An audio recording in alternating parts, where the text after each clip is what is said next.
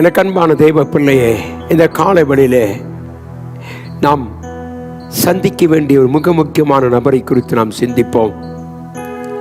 இயேசு கிறிஸ்துவின் நாமத்தினாலே உங்களுக்கு வாழ்த்துக்களை அறிவிப்பது மாத்திரமல்ல, இந்த தெய்வத்தை நாம் சந்திப்போமானால் நம்முடைய வாழ்க்கையில் அநேக ஆசீர்வாதங்கள் பெருகும்.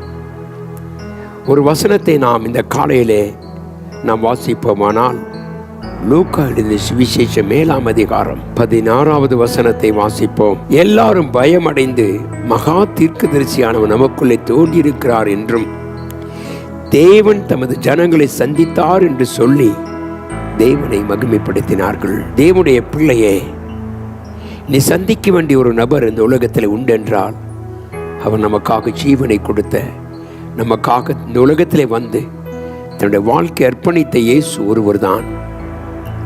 நாம் தினமும் அநேக மக்களை சந்திக்கிறோம். அதில் சில நன்மைகளும் உண்டு, தீமைகளும் உண்டு. சில வேளைகளில் நாம் நினைக்க முடியாத சம்பவங்கள் அவர்கள் மூலமாக நடக்கிறது. ஆனால் தேவன் சொல்ற அந்த மகிமையின் தேவனை சந்திப்போமானால் நமக்கு கிடைக்கிற சில ஆசீர்வாதங்களை சிந்திப்போம். முதலாவது, இந்த வசனத்தை நாம் தியானிக்கும் பொழுது ஒரு மரித்து போன ஒரு வாலிபனை கர்த்தர் சந்திக்கிறார். அவனை சந்தித்த உடனே அவனுடைய வாழ்க்கை மாறுகிறது. மரித்து போனவுடைய இருதயம், அவனுடைய சரீரம், அவன் ஆத்மா எல்லாம் உயிரோடு கர்த்தர் எழுப்பினார். என கண்பான தெய்வ பிள்ளையே, கர்த்தரை சந்தித்தால் உன் வாழ்க்கை சந்தோஷமாய் மாறும்.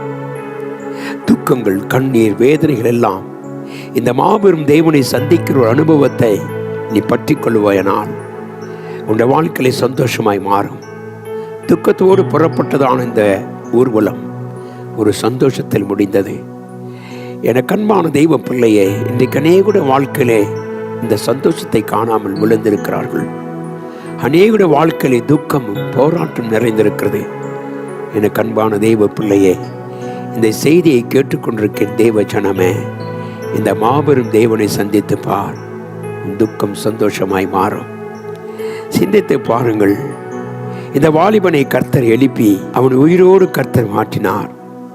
உன் வாழ்க்கை என்ன கஷ்டம் இருந்தாலும் இந்த தேவனை சந்திக்க நீ கற்றுக்கொள். என கண்பான தெய்வ பிள்ளையே, இந்த தேவன் யார்? அவர்தான் உன் பாதுகாப்பின் தேவன்.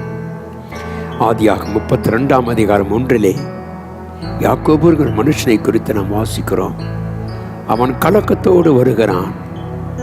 அவனுடைய வாழ்நாட்களில் 1000 ஆசீர்வாதம் இருந்தது. 2 மனைவிகள், பிள்ளைகள், ஆடு மாடுகள், சொத்துகள் இருந்தாலும் அவனுக்குள்ள இந்த துக்கத்தை யாராலும் மாற்ற முடியவில்லை. அவனுக்குள்ளே இரவு முழுவதும் ஒரு துக்கம் இருந்தது.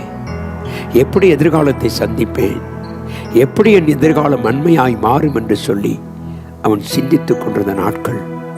அருமையான தெய்வ பிள்ளையே, நீங்கள் ஒரு வேளை உங்கள் வேதங்களை வாசிக்கும் பொழுது வேதம் சொல்லுகிறது, 11ஆம் வசனத்தில் தேவன் பயத்தை மாற்றினார். யாக்கோபோடு கூட கர்த்தர் தனித்திருந்தார். என கண்பான தெய்வ பிள்ளையே, உன் வாழ்க்கையில் இருக்கிற நஷ்டங்கள், தோல்விகள் எல்லாம் உன்னை பயமுறுத்தி கொண்டிருக்கலாம். உன் எதிர்காலம் எப்படி இருக்கும் என்று தெரியவில்லை என்று சொல்லி நீ யோசித்துக் கொண்டிருக்கலாம். ஆனால் கர்த்தர் சொல்லுகிறார், உன் பயத்தை நான் மாற்றுவேன். என கண்பான தெய்வ பிள்ளையே, எப்படி மரித்து போன ஒரு வாலிபனை கர்த்தர் சந்தித்து அவன் உயிரோடு எழுப்பி உன் துக்கத்துக்கு ஒரு விடுதலை கொடுத்தது போல உன்னுடைய வாழ்க்கையிலே காணப்படுகிற கலக்கங்களையும் போராட்டங்களையும் கர்த்தர் மாற்ற வல்லவராக இருக்கிறார்.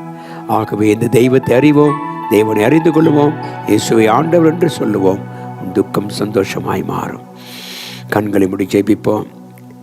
எங்கள் அன்பின் நல்ல தகப்பன, இந்த மாறாத அருமையான காலை வேளைக்காய் உமக்கு நன்றி. உம்முடைய பிள்ளைகளுடைய துக்கங்கள், சந்தோஷங்கள், போராட்டங்களை மாற்றும் தேவனுடைய கரம் இருக்கட்டும் அப்பா. கர்த்தாவை, எப்படி அந்த மரித்து போன வாலிபனை உயிரோடு எழுப்பி உன் துக்கத்தை சந்தோஷமாய் மாற்றின ஆண்டவர், இந்த செய்தியை கேட்கிற ஒவ்வொரு பிள்ளைகளையும் ஆசீர்வதித்து கனப்படுத்தும்படியாய் இயேசு கிறிஸ்துவின் மாறாத நாமத்தில் ஜெபிக்கிறேன் எங்கள் அன்பின் நல்ல பிதாவே, ஆமென். கர்த்தர் நம்மை ஆசீர்வதித்து கனப்படுத்துவாராக. ஆமென்.